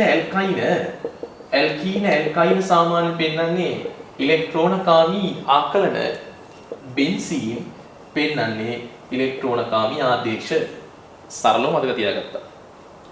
පළවෙනික පුතාලට පේනවා ඇල්ඩිහයිඩ් HCN ආකලනයක්. Aldehyde HCN ආකලන න්‍යෂ්ඨකාමී ආකලනයක්. එන්ස එක වැරදි. ඊළඟට B මධ්‍යසාරයක් PCl3 එක ප්‍රතික්‍රියාව. පුතාලට පේනවා මෙතන PCl3 ප්‍රතික්‍රියා කරනකොට OH කාණ්ඩය අයින්ට වෙලා ක්ලෝරින් එකක් සම්බන්ධ වෙලා. ඒක ආදේශයක්.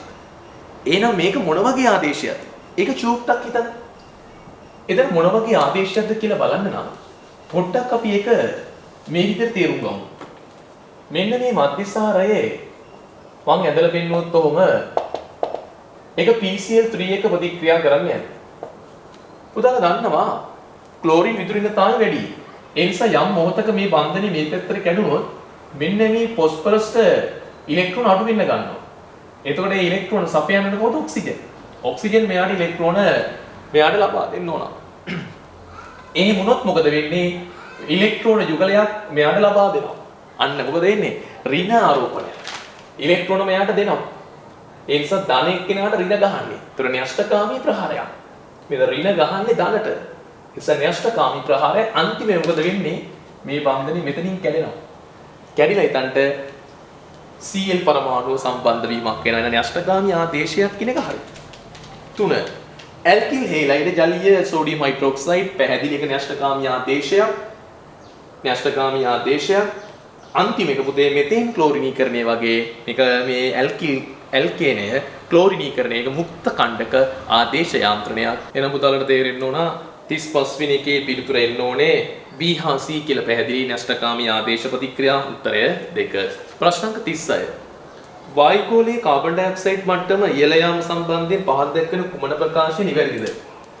කාබන් ඩයොක්සයිඩ් කියන වායුව ඉහළ ගියොත් මොකද වෙන්නේ? පුතාලා දන්න මේක හොඳ හරිතාගාර වායුවක්. ඒ කියන්නේ පෘථිවි උෂ්ණත්වය ඉහළ නංවනවා. ඒ වගේම කාබන් ඩයොක්සයිඩ් වැඩි වුණොත් කාබන් ඩයොක්සයිඩ් ජලයේ දිය වෙන වායුවක්.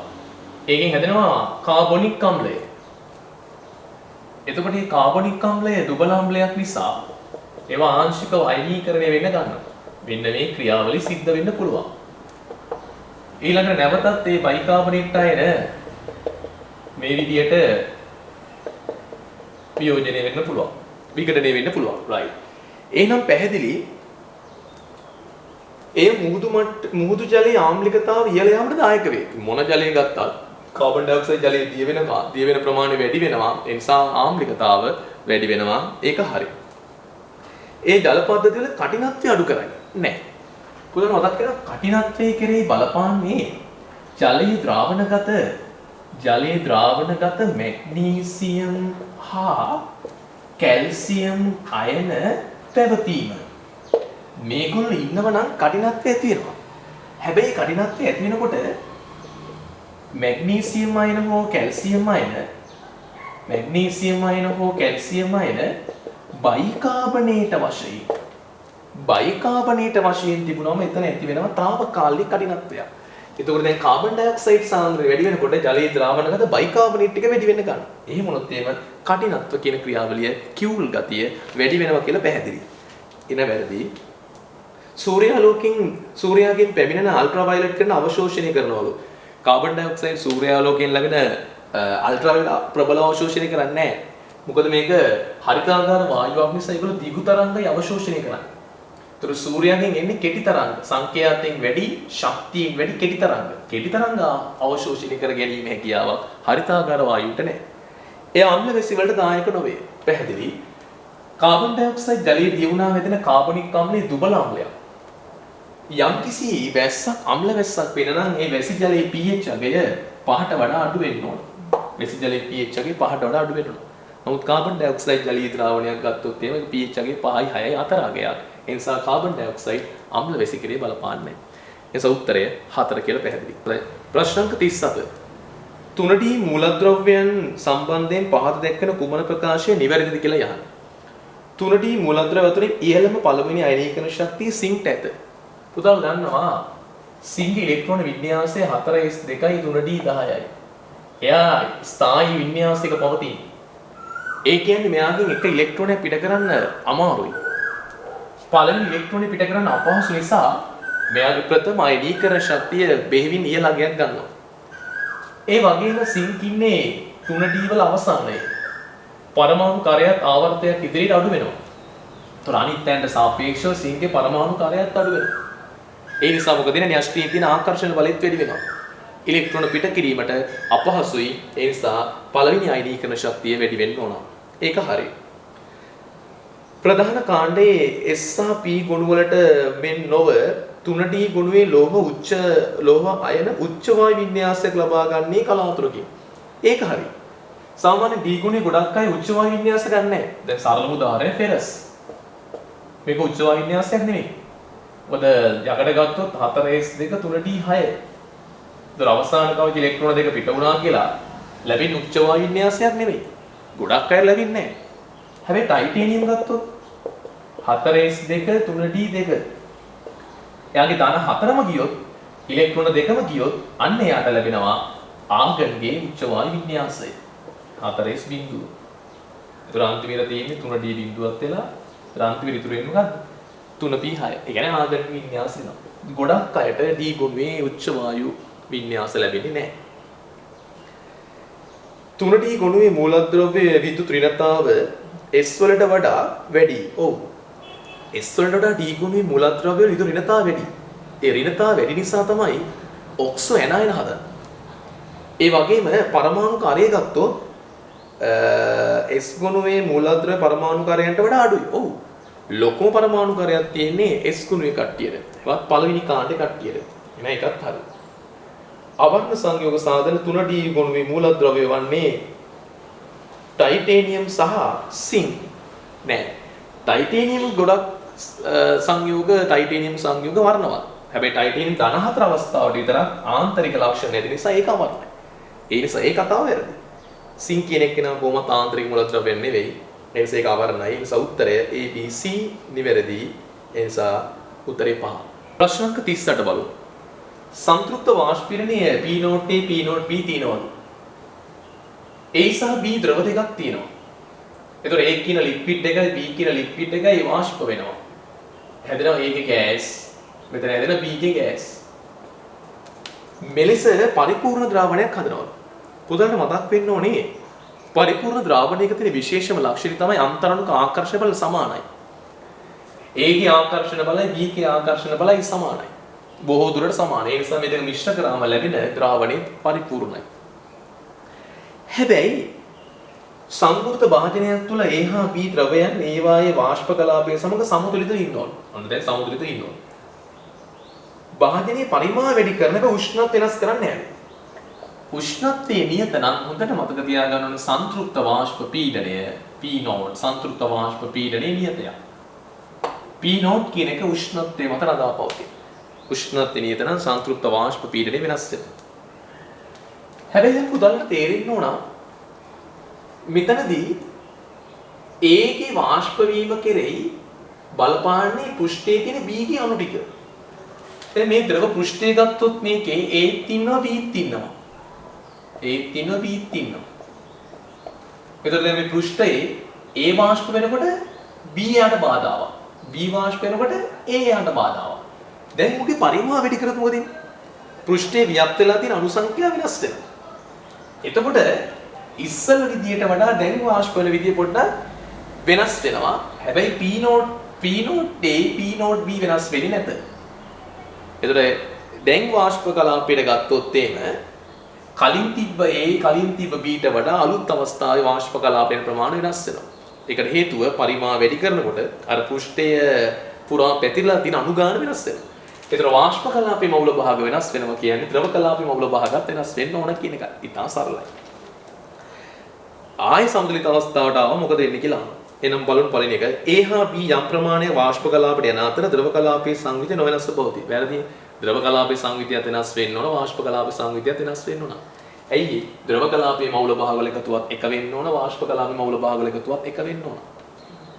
A හා B යම් ප්‍රමාණයක වාෂ්ප කලාපයට යන අතර වාෂ්ප කලාපයේ සංවිධිය නොවෙනස්ව පවතී. වැරදි. වාෂ්ප කලාපයේ සංවිධිය කලින් තිබ්බාට වඩා වෙනස් විය යුතුයි.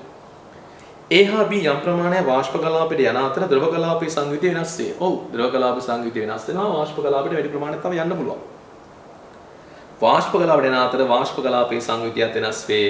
එන උත්තරය C සහ D පැහැදිලි උත්තරය 3. C සහ D උත්තරය 3. හොඳයි. බලමු ප්‍රශ්න අංක 39. දුබල අම්ලයක ජලීය ද්‍රාවණයක් සම්බන්ධයෙන් පහත සඳහන් කුමන ප්‍රකාශය හෝ ප්‍රකාශ වේ.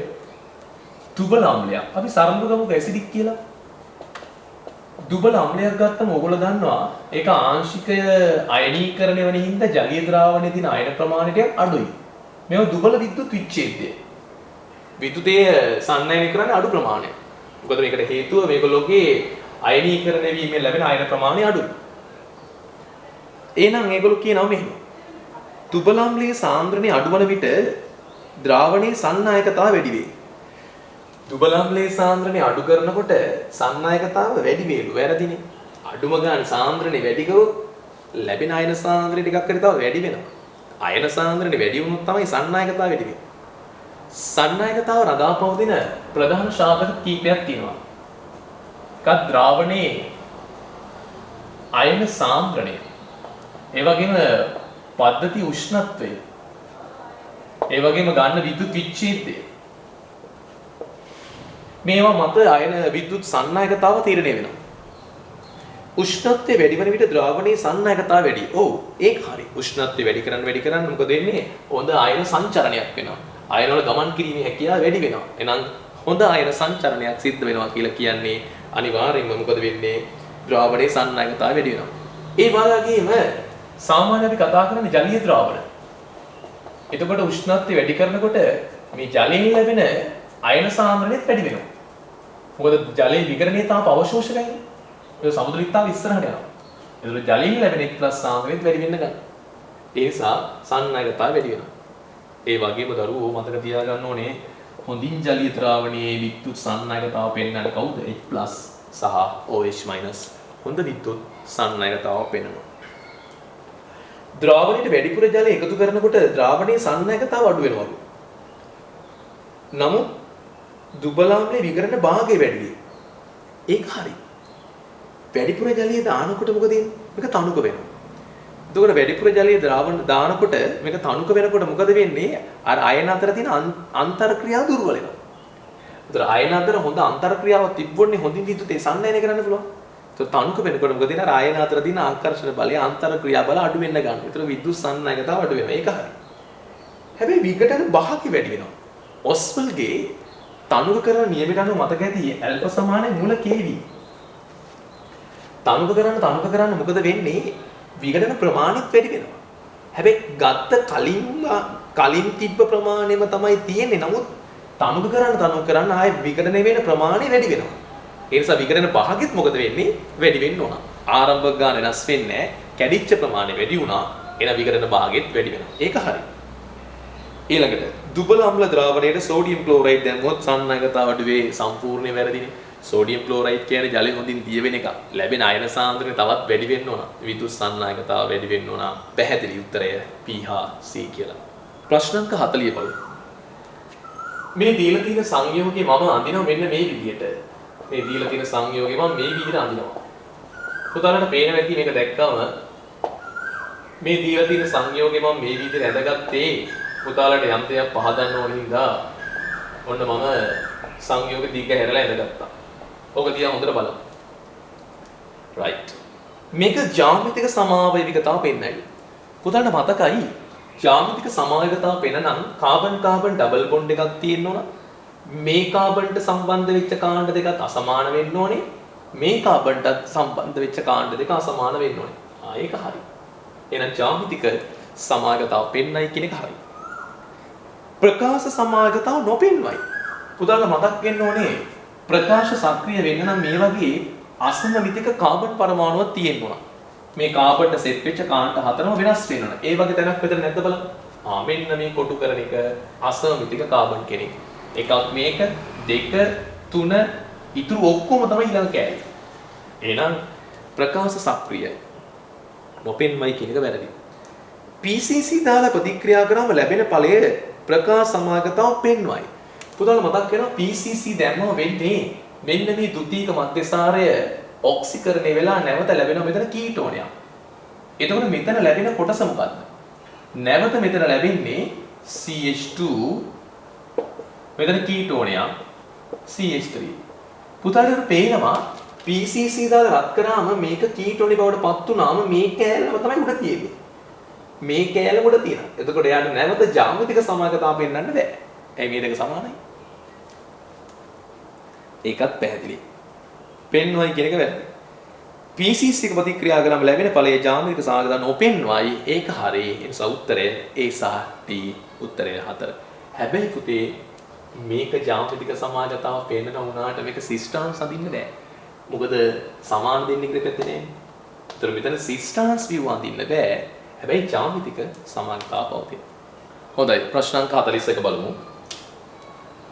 හැලෙන අතුරෙන් I2 ඝනයක් වන අතර Br2 ද්‍රවයක් වේ. ඔව් පුතාලට පැහැදිලි. ෆ්ලෝරින්, ක්ලෝරින්, බ්‍රෝමීන්, අයඩීන් මේ දෙක වායු, මේක ද්‍රව, මේක ඝන. පළවෙනි ප්‍රකාශය හරි. අණුක පෘෂ්ඨික වර්ගඵලයේ වැඩිවීමත් සමග ලන්ඩන් බල වඩා ප්‍රබල වේ. මේ ප්‍රකාශ දෙකේ ප්‍රශ්න කරනකොට ප්‍රකාශ දෙක වෙන වෙනම ඉස්සලා තීරණය කරන්න හරිද වැරදිද කියලා. දැන් පළවෙනි ප්‍රකාශය හරි. දැන් දෙවෙනි එක වෙනම තීරණය කරන්න. පෘෂ්ඨයේ ශේෂ්ඨ බලය වැඩි වෙනකොට ලන්ඩන් බල වැඩි වෙයි. ඔව් ඒකත් හරි. එහෙම හරිනම් දැන් චෙක් කරන්න දෙකෙන් එක පහදනවද කියලා. දැන් පහළට යන්න යන පෘෂ්ඨයේ ශේෂ්ඨ බලය වැඩි වෙනවා. ඒ නිසා ලන්ඩන් බලවල විශාලත්වය වැඩි වෙනකොට ද්‍රවාංක තාපාංක වැඩි වෙනවා. අන්න ඒ නිසා බුදුරණ පේනවා ද්‍රවාංක තාපාංක වැඩි වෙන හින්දා තමයි මේක ද්‍රවයක් වෙලා මේක ඝනයක් බවට පත් වෙන්නේ. ඒ නිසා සත්‍යයි පහදා දේ පිළිතුර 1. මේ ප්‍රශ්න අංක 41. ප්‍රශ්න අංක 42 බලමු. දෙලනක පීඩනයකදී උෂ්ණත්වයේ වැඩිවීමත් සමග ඇමෝනියා සෑදෙන ප්‍රතික්‍රියාවේ ස්වයං සිද්ධතාව පහළ බසී. පුතාට මතක් වෙන්න ඕනේ ඊටාම ජනප්‍රිය කාරණාවක්. ඇමෝනියා සෑදෙන ප්‍රතික්‍රියාව තාපදායකයි. කටපාඩමේ තියෙන්න ඕන. මේ ඔක්කොම වායු. උෂ්ණත්වය වැඩි වෙන්න පුතාලට තේරෙන්න ඕන සමතුලිතතාව නැඹුරු වෙන තාප අවශෝෂක පැත්තට. ඒ කියන්නේ පසු ප්‍රතික්‍රියාව වේගය වැඩි වෙන්න ගන්නවා. එහෙම වුණා මොකද වෙන්නේ? උෂ්ණත්වය වැඩි වෙනකොට ඇමෝනියා සෑදෙන්න තියෙන හැකියාව අඩු වෙනවා. ඒ කියන්නේ ඇමෝනියා සෑදීමේ ස්වයංසිද්ධතාව පහළ බහිනවා. ඒක හරියටම හරි.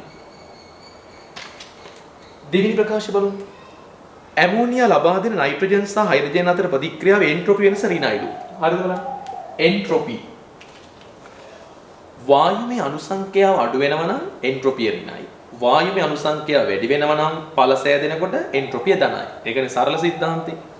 මේ පැත්තේ වායුමය අණු 4යි. ඵලවල තියෙන වායුමය අණු 2යි. වායුමය අණුසංඛ්‍යාව අඩු වෙලා. එහෙනම් පැහැදිලි ඇමෝනියා සෑදෙනකොට එන්ට්‍රොපිය ඍණාගයක් ගන්නවා. එන්ට්‍රොපිය ඍණාගයක් ගන්නවා. එන්ට්‍රොපිය වෙනස ඍණයි. ඒක හරි. Delta S ඍණයි.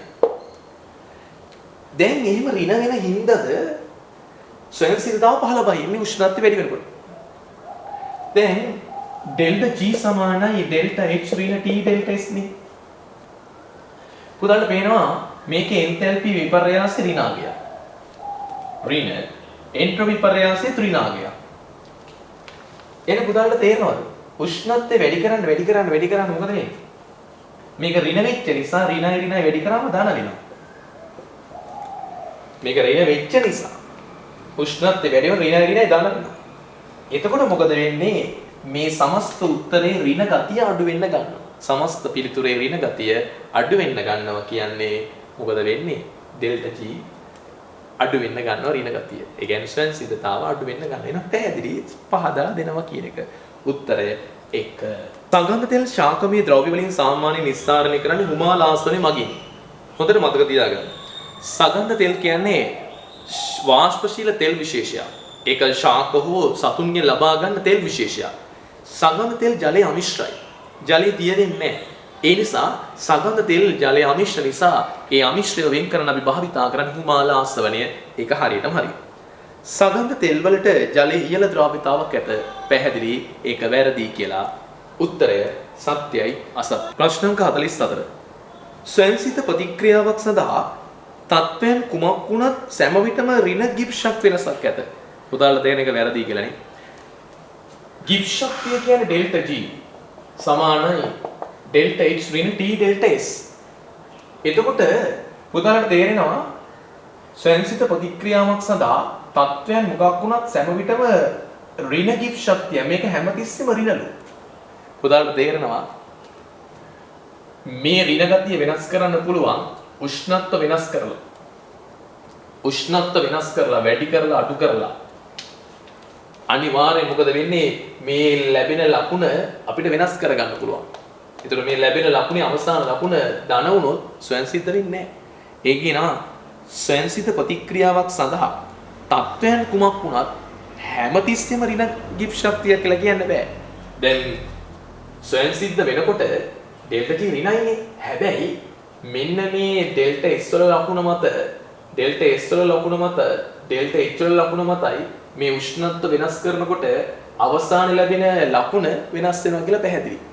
ඒකට හොඳම උදාහරණ තමයි ඉස්සෙල්ලා කතා කරපු අර ඇමෝනියා ගාන. ඇමෝනියා ගානත් හොඳටම පැහැදිලි. අර ඩෙල්ටා S ඍණ වුණාට උෂ්ණත්වය වැඩි කරන්න මොකද වෙන්නේ? ඍණයි වැඩි වුණාම ලැබෙන උත්තරේ ධන වුණා. ඒතර ස්වයංසිද්ධතාව අඩු වුණා. ඒ නිසා හැමතිස්සෙම වෙනවා කියන එක වැරදි. ප්‍රතික්‍රියාවක් සිදුවන දිශාව පුරෝංකතනය කිරීම සඳහා ගිබ්ෂක්ති වෙනස භාවිතා කළ හැකිවන්නේ නියත උෂ්ණත්ව හා නියත පීඩන තත්ත්වයටදී පමණයි. ඔව් පුතාලා දන්නවා උෂ්ණත්වයේ නියත නම් පීඩනයේ නියත නම් පුතාලා හැමෝම දන්නවා පීඩනයේ නියත නම් ඩෙල්ටා H උෂ්ණත්ව නියත නම් ඩෙල්ටා H වලගේ වෙනස් වෙන්නේ නැහැ. මතකද? ඩෙල්ටා H කියන්නේ නියත පීඩනයක් යටතේ සිදුවන ප්‍රතික්‍රියාවක තාප විපර්යාසය. ඒ නිසා ඩෙල්ටා H වලගේ වෙනස් වෙන්නේ නැහැ. උෂ්ණත්වයේ පීඩනය නියත නම් ඒතකොට ඩෙල්ටා H වලගේ වෙනස් වෙන්නේ නැත්නම් අපි දන්නවා ඩෙල්ටා H දාන නම් උෂ්ණත්වය වැඩි කරාම සමතුලිතතාවය ඒ පැත්තට නැඹුරු කරන්න පුළුවන්. ඩෙල්ටා H ඍණ නම් උෂ්ණත්වය අඩු කරාම සමතුලිතතාවය ඒ පැත්තට නැඹුරු කරන්න පුළුවන්. දිශාව පුරෝගතනය කරගන්න පුළුවන් වෙනවා. හැබැයි මේක වෙනස් වෙන්නේ නැත්තම්. එහෙනම් මේව නියත වෙනවා. එහෙනම් පැහැදිලි උත්තරය අසත්‍යයි සත්‍යයි උත්තරය 4. 45. 1 බියුටනෝල් වල ජලයේ ද්‍රව්‍යතාව මෙතනෝල් වල ජලයේ ද්‍රව්‍යතාවට වඩා අඩුයි. 1 බියුටනෝල් කිව්වම කාබන් 4 මධ්‍යසාරයක්. මෙතනෝල් කියන්නේ කාබන් 1 මධ්‍යසාරයක්. මෙතන තියෙන්නේ H බන්ධන. මේගොල්ලෝ අතර තියෙන්නේ H බන්ධන. හැබැයි හයිඩ්‍රෝකාබන ගතිය වැඩි වෙන්න නිර්ද්‍රව්‍ය ලක්ෂණ වැඩි වෙන්න මොකද වෙන්නේ? ජලයේ ද්‍රව්‍යතාව අඩු වෙන්න ගන්නවා. හයිඩ්‍රජන් බන්ධන උනාට මෙතනට වඩා මෙතන ජලයේ ද්‍රව්‍යතාව වැඩි. පළවෙනි ප්‍රකාශය හරි. ද්‍රවීය OH කාණ්ඩයට සාපේක්ෂව නිර්ද්‍රවීය ඇල්කිල් කාණ්ඩයේ විශාලත්වයේ වැඩිවීමත් සමග මධ්‍යස්ථාරවල ජලයේ ද්‍රව්‍යතාව අඩු වේ. ඔව් ඒකත් හරි. ඒතර මේ වෙලාවේ ඒ වගේ ක්‍රියාවලියක් නිසාද අර උත්තරේ එන්නේ. ඔව්.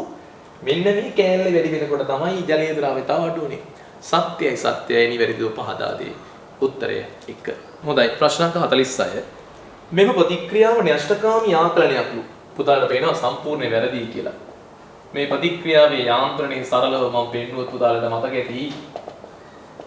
ඇල්කීනයක් ඉලෙක්ට්‍රෝනකාමී ආකලනයක් මේ බන්ධනේ මෙහෙට කැඩෙනවත් එක්කම මේ පැත්තේ තල්ලුව වැඩි නිසා මේ ඉලෙක්ට්‍රෝන මෙහෙට විකර්ෂණය වෙනවා. මේ බන්ධනේ මෙහෙට කඩාගෙන ඉලෙක්ට්‍රෝන මෙහාට දෙනවා. මෙලෙස ප්‍රතික්‍රියාව සිද්ධ වෙනවා. ඒක පැහැදිලි. මේ බන්ධනේ මෙහෙට කැඩෙන හින්දා මෙයාට ඉලෙක්ට්‍රෝන දෙන හින්දා මේ හයිඩ්‍රජන් පරමාණු මෙයාට සම්බන්ධ වෙලා CH3 වෙනවා. මේ කාබන් ඉලෙක්ට්‍රෝන අඩු වුණා ධනයි. මෙයාට ඉලෙක්ට්‍රෝන වැඩි වුණා ඍණයි. ඊට පස්සේ මෙයාට ඉලෙක්ට්‍රෝන දුන්නා. ඔය විදිහට ඉලෙක්ට්‍රෝනකාමී ආකලන යාන්ත්‍රණයක් තමයි සිද්ධ වුනේ. පළවෙනි එක වැරදි. ද්විතීයික කාබ කැටායනයක් ප්‍රතික්‍රියාවේ අතරමැදියක් ලෙස පහත් දැක්වෙන ප්‍රතික්‍රියාව සෑදී. ඔව් මෙතන හැදෙන කාබ කැටායනය ද්විතීයික කාබ කැටායනයක්. එස උත්තරය අසත්‍යයි සත්‍යයි පැහැදිලි 4. 47. කාර්මික ක්‍රියාවලිය කීපයකටම කෝක් භාවිතාවේ. ඔව් සාමාන්‍යයෙන් කෝක් කියන්නේ ගල් අඟුරු වලින් ගන්න කාබන් සාමාන්‍ය යකඩ නිස්සාරණය කරන සිමෙන්ති වලට සාමාන්‍යයෙන් කෝක් කියන එක භාවිතා කරන කාර්මික ක්‍රියාවලිය කීපයක් සඳහා. ඒක හරි. කාර්මිකව කෝක් භාවිතා කරන ඉන්ධනයක් ලෙස. ඉන්ධනයක් ලෙසම නෙමෙයි. ගොඩක් වෙලාවට ඉන්ධනයක් ලෙසට භාවිතා කරන්නේ නැහැ. කර්මාන්තවල සාමාන්‍ය කෝක් භාවිතා කරන හොඳ ඔක්සිහාරකයක් ලෙස. හොඳම උදාහරණය යකඩ නිස්සාරණය කරනකොට හීමටයිට් හීමටයිට් වලින් යකඩ වෙන් කර ගන්නකොට කාබන් මොනොක්සයිඩ් කියන ඒවා හොඳ ඔක්සිහාරක ලෙස ක්‍රියා කරනවා. ඒ නිසා මෙතන උත්තරය වෙන්න ඕනේ සත්‍යයි අසත්‍යයි. උත්තරය 3. ප්‍රශ්න අංක 48 බලමු. කීටෝනියක කාබනයිල් කාබන් පරමාණුව සහ එයට බන්ධනය වූ අනෙක් පරමාණු එකම තලයේ පිහිටයි. ඔව්. පුතාට මතක ඇති යම් පරමාණුක මුහුම් කරන sp2 sp1 නම් එයා සහ එයාට සම්බන්ධ සියලුම පරමාණු එකම තලයේ. හැබැයි sp1 හෝ sp2 කෙනෙක්ට සම්බන්ධ වන පළවෙනි sp3 ඒ තලයේ ඉතුරු වෙන තල වලට යනවා. ඒකත් ඔළුවේ හොඳට මතක තියෙන ප්‍රධාන කාරණා. කාබනයිල් කාබන් පරමාණු වටා කීටෝනයක් ගත්තොත් පුතේ මේ විදිහට තියෙන්නේ. කීටෝනික කාබනයිල් කාබන් පරමාණු වටා. මොනවා කීටෝනයක් ඇන්දා. පුතල්ලා පේනවා මේකේ මුහුම් කරන sp2. එහෙනම් මෙයාට සම්බන්ධ සියලු පරමාණු ඒ තලයට වැටෙනවා. මෙයයි. ඒතර මේ ටික ඔක්කොම එකම තලයේ. ඒතර මේක sp3. sp3 නිසා මෙයාගෙන් බන්ධන දෙකක් sp3 නිසා අනිවාර්යෙන් මොකක් හරි බන්ධන දෙකක් ඒ සලකන තලෙන් එළියට යනවා. ඔන්න ඔය ප්‍රධාන කරුණ මතක තියෙනවා. sp3 නම් සලකන තලෙන් බන්ධන දෙකක් එළියට යනවා. හැබැයි sp1 sp2 ඔක්කොම එකම තලයේ. පළවෙනි එක හරි. කීටෝනික කාබනයිල් කාබන් පරමාණු sp2 මුහුම් කරන විදිහට හරියටම හරි. ඒ නිසා තමයි එකම තලයට ඇවිල්ලා තියෙන ඔක්කොම ටික පහදා දෙයි. උත්තරය 1. හොඳයි. ප්‍රශ්න අංක 49. එකම උෂ්ණත්වයේදී ඕනෑම පරිපූර්ණ වායු දෙකක මධ්‍යන චාලක ශක්තිය ඇත. හරියටම හරි. උදාහරණ මතක ඇති මධ්‍යන චාලක ශක්තිය රඳා පවතින එකම සාධක උෂ්ණත්වය E සමානයි 2/3 kT. එනම් උෂ්ණත්වයේ නියතනම් ඕනම වායු අණු වල මධ්‍යන චාලක ශක්තිය නියතයි කියලා චාලක අණුකවාදයේ ප්‍රධාන උපකල්පනයක්. හරියටම හරි. දෙරණද වායුවක දෙරණද උෂ්ණත්වයකදී වායු අණු වල මධ්‍යන වේගය ඒවායි ස්කන්ධය අනුව සැකසේ. උදාහරණ මධ්‍යන වේගය ගත්තොත් එහෙම භාගය mc වර්ග. එතකොට උදාහරණ වෙන උෂ්ණත්වයේ නියතනම් මධ්‍යන චාලක ශක්තිය වෙනස් වෙන්න බෑ. උෂ්ණත්වයේ නියතනම් මේ චාලක ශක්තිය වෙනස් වෙන්න බෑ. ඒතකොට උෂ්ණත්වයේ නියතනම් චාලක ශක්තිය වෙනස් වෙන්නේ නැත්නම් උදාහරණ වෙන ස්කන්ධය අඩු වෙනකොට මධ්‍යන ප්‍රවේගය වැඩි වෙන්න ඕන. ඒතකොට ස්කන්ධය වැඩි වෙද්දී මධ්‍යන ප්‍රවේගය අඩු වෙන්න ඕන. මොකද උෂ්ණත්වයේ නියත විට මේ චාලක ශක්තිය වෙනස් වෙන්න බැරි නිසා. ඒ නිසා දෙවෙනි ප්‍රකාශෙත් හරි. ඒතර ඒ නිසා තමයි ඇත්තටම උෂ්ණත්වයේ නියත නම් ඕනම පරිපූර්ණ වායු වල මධ්‍යන චාලක ශක්තිය නියත වෙන්නේ. පැහැදිලි උත්තරය. සත්‍ය පහදා දේ උත්තරයක. ඔන්න එනම් අවසාන ගානට අපි එනවා. ප්‍රශ්න අංක 50. CFC ඕසෝන් කියන ආයනයට දායකුණත් HFC වල දායකත්වයේ නොගින එක තරම් ගොඩයිලු. සාමාන්‍යයෙන් අපි CFC කියන එක අඳින්නේ මෙන්න මේ විදිහට තමයි CFC අපි අඳින්නේ. ඒතර මේක ඕසෝන් වියන කිරේ දැඩිසේ බලපානවා. ඒකට හේතුව තමයි ඉහළ වායුගෝලයේදී මේගොල්ලෝගේ CCl බන්ධනයේ කම්පන සංඛ්‍යාතය ආලෝක කිරණවල කම්පන සංඛ්‍යාතයට බොහෝසේ සමාන නිසා මේව මුක්ත කණ්ඩක ජනනය කරනවා. එදින Cl මුක්ත කණ්ඩක හැදෙනවා. ඒතර ඒ ඕසෝන් එක ක්‍රියා කරාම පුතලට පැහැදිලි ඕසෝන් ටික අඩු වෙන්න ගන්නවා. ඒව O2 බවට වියෝජනය වෙනවා. ඒ නිසා ඉහළ වායුගෝලයේ දැඩිසේ බලපානවා මුක්ත කණ්ඩක ජනනය වීම නිසා. හැබැයි HFC කියලා අපි කතා කරන්නේ HFC කියලා කතා කරන්නේ දරුවෝ මෙන්න මේ වගේ එකක්. මේ තමයි HFC. ඒකේ ක්ලෝරින් නැහැ. ඒතර ක්ලෝරින් නැති නිසා මෙයාට මුක්ත කණ්ඩක ජනනය කරන්න අමාරුයි. ඒකට හේතුව මේ CH බන්ධනයේ කම්පන සංඛ්‍යාතයේ ආලෝක කිරණ කම්පන සංඛ්‍යාතයට ආසන්න වශයෙන් සමාන වෙන්නේ නැති නිසා. ඒතර මෙතනින් H මුක්ත කණ්ඩක ජනනය කරන්න අමාරුයි. එහෙම ජනනය වුණා නම් ඒක ඕසෝන් එක ක්‍රියා කරලා OH සහ O2 බවට පත් වෙන්න පුළුවන්. නමුත් මේ H මුක්ත කණ්ඩක ජනනය කරන්න අමාරුයි. ඒ විතරක් නෙමෙයි සාමාන්‍ය මේක සාපේක්ෂව අස්ථායි ප්‍රභේදයක්. සාපේක්ෂව අස්ථායි. ස්ථායීතාව මෙයාගේ ස්ථායීතාව වැඩි. මෙයාට සාපේක්ෂව මෙයාගේ ස්ථායීතාව අඩුයි. හැබැයි මෙයා පොඩ්ඩක්වත් ඕසෝන් වලට බලපෑමක් කරන්න බෑ. චුට්ටක්වත් කරන්න බැරි එක්කෙනෙක්. තව එක්කෙනෙක් ඉන්නවා HCFC කියලා. ඔය HCFC ගත්තොත් පුතාලට තේරෙනවා ඒකේ නම් HCFC ගත්තොත් නම් පුතාලට පැහැදිලි එක ක්ලෝරින් පරමාණුවක් තියෙනවා. HCFC ගත්තා නම් ඔය වගේ එකක්. එතකොට මේකේ දායකත්වය CFC වලට වඩා අඩුයි. සාමාන්‍යයෙන් CFC ඕසෝන් වියන ආයනයට බලපාන ප්‍රමාණය වගේ තුනෙන් එකක් තමයි මෙයාගෙන් සිද්ධ වෙන්නේ. ඒ නිසා මෙයත් ඕසෝන් වියන කෙරේ බලපානවා. මෙයත් ඕසෝන් වියනේ විනාශ කරන්න බලපානවා. හැබැයි මෙයාගේ දායකත්වයක් වෙන්න බෑ. ඕක තමයි ප්‍රධාන කාරණාව. එහෙනම් නොගිනි හැකි තරම් කුඩයි කිව්වම ඒක නැත්තරම වෙන්නේම නැහැ. ඉහළ වායුගෝලයේ ළඟා වෙන පෙර HFC සම්පූර්ණ වියෝජනය වේ. අස්ථායි සම්පූර්ණයෙන්ම වියෝජනය වෙයිද? ඒක නම් පැහැදිලිව කියන්න අමාරුයි. අස්ථායි තත්ත්වයේ පවතින්නේ ඒ නිසා වෙන්න ඕන. මේකේ උත්තරේ දීලා තිනවා all කියලා. එහෙනම් ඔන්න පළවෙනි MCQ පේපර් එකේ සියලු ප්‍රශ්න සාකච්ඡා කරා. එහෙනම් පුතාලට මම ඉල්ලන එකම දේ තමයි තම තමන්ගේ අඩුපාඩු බලන්න. විශේෂයෙන් අනිවාර්යයෙන් මේ කරපු ක්‍රියාවලිය තමන්ට වැදගත් වෙන දේවල් තිබුණාද මොනවද කරන්න ඕනේ? අනිවාර්යයෙන්ම මේක කමෙන්ට් එකක් දාලා ඔබ ඉදිරිපත් කරන්න ඕන. තාමත් ඔබ මගේ වීඩියෝ ටික සබ්ස්ක්‍රයිබ් කරලා නැත්නම් අනිවාර්යයෙන්ම සබ්ස්ක්‍රයිබ් කරලා තියන්න. මොකද මින් ඉදිරියේ දාන ඒවා ඔබට ඉතා පැහැදිලිව බලා ගන්න පුළුවන් නිසා ඔබට තියෙන ප්‍රශ්න අනිවාර්යයෙන්ම කමෙන්ට් එකක් ඉදිරිපත් කරන්න. එන හැමෝම හොඳට විභාගෙට සූදානම් වෙන්න. ආයුබෝවන්.